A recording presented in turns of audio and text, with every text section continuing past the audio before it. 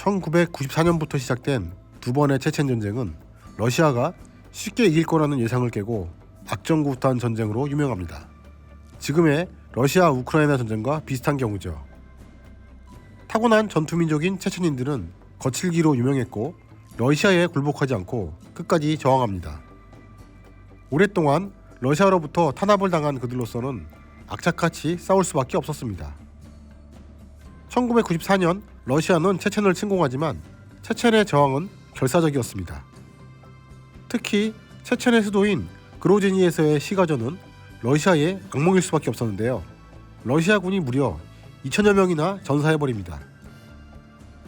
러시아가 물러가며 마무리된 체첸 전쟁은 샤밀 바사예프라는 호전적인 인물이 러시아령 다게스탄을 침공하는 멍청한 짓을 저지르며 결국 체첸을 멸망의 길로 인도합니다.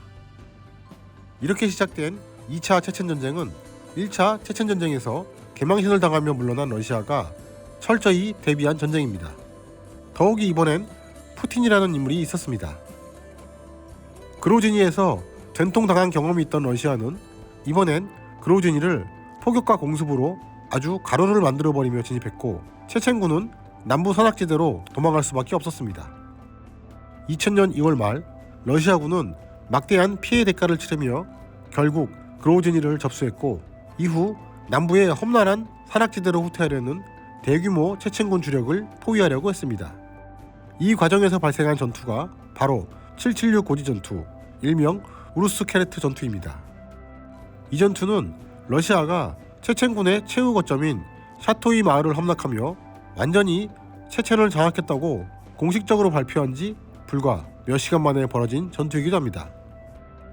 체첸군 주력 부대는 산악지대로 탈출할 수밖에 없었고 러시아군은 체첸군의 테러를 막으며 차근차근 포위망을 좁혀왔습니다. 한겨울의 산속에서 공중을 빼앗긴 체첸군이 숨을 곳은 그리 많지 않았습니다.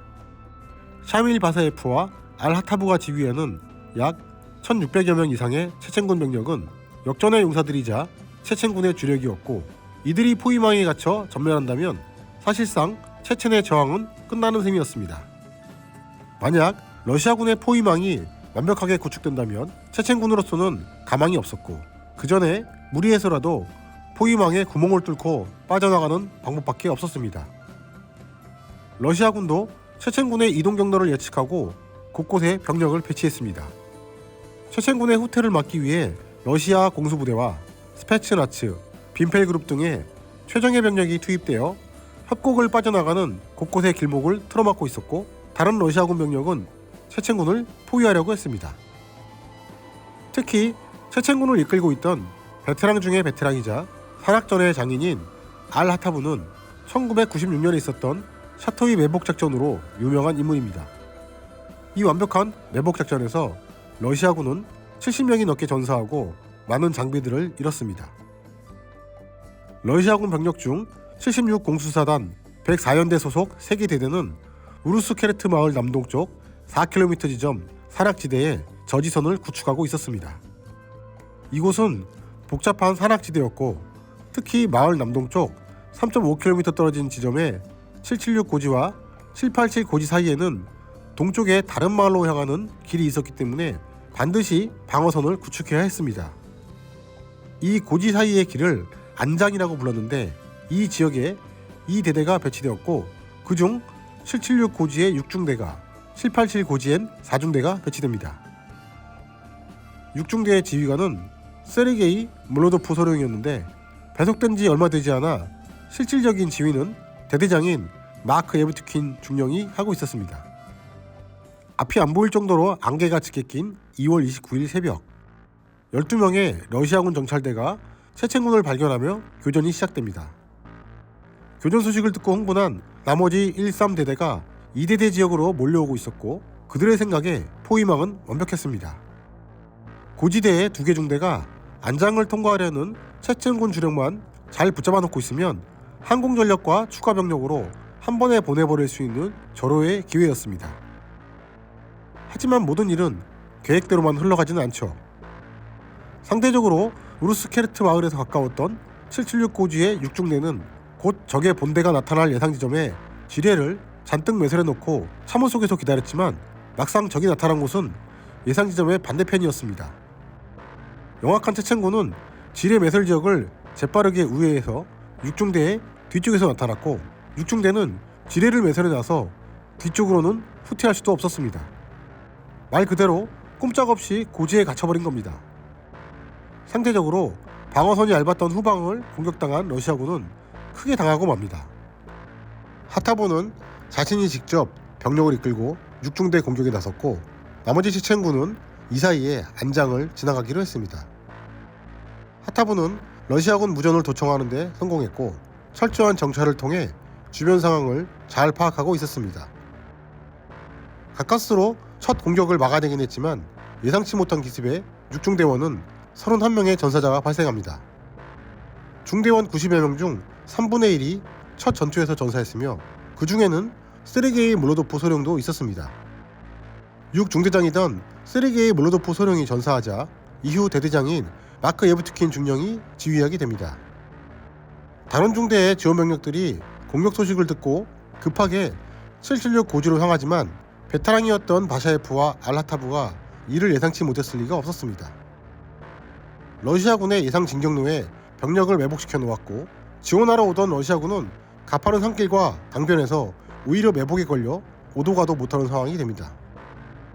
결과적으로 체첸군의 매복을 뚫고 육중대에 합류한 인원은 1개 분대 정도 병력이었습니다.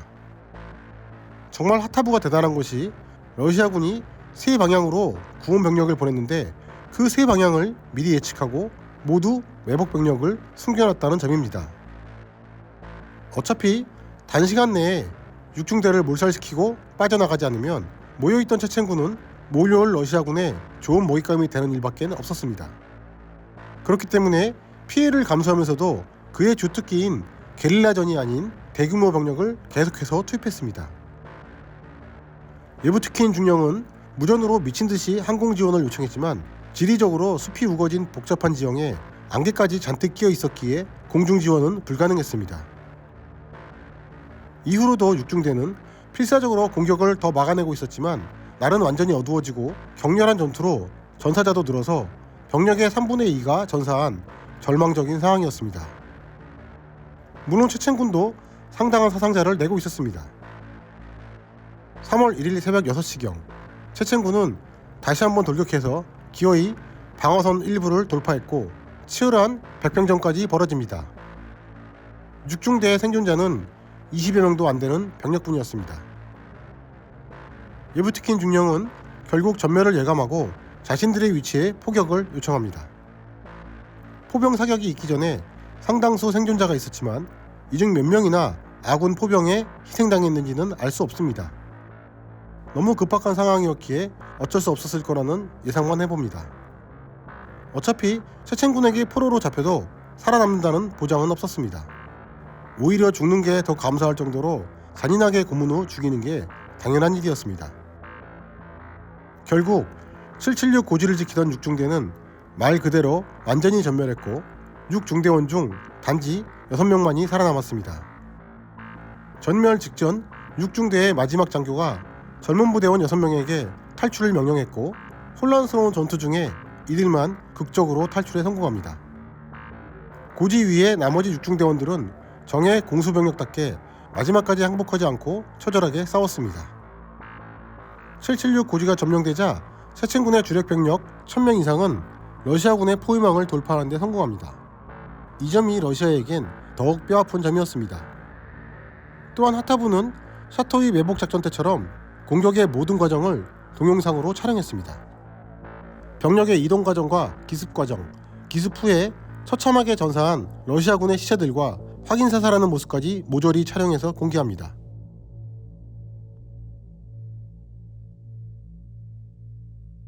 이 격렬했던 전투가 끝난 후 러시아는 전사자는 31명이고 그것도 한 번에 전사한 게 아니고 4일 동안의 개별 전투에서 전사했다고 축소 발표합니다.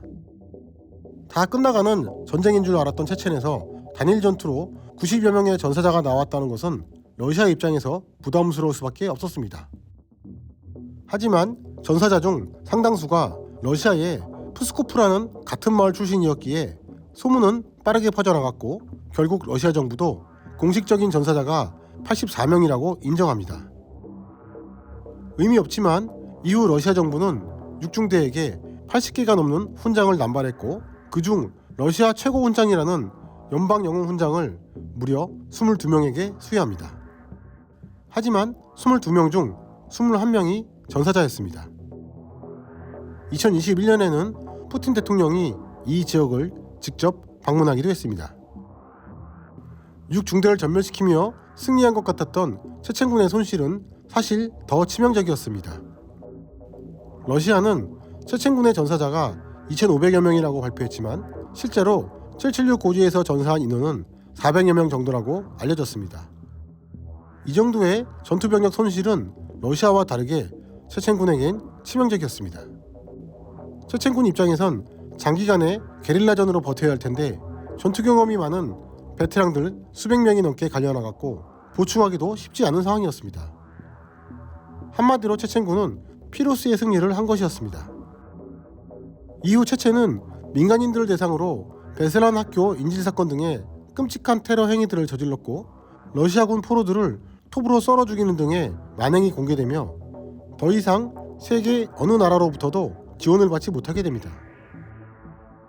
러시아는 체첸의 요인들을 끈질기게 따라다니며 암살했으며 계속해서 체첸군 토벌 작전을 벌여 결국 2009년 체첸은 패배하며 러시아 영토가 됩니다.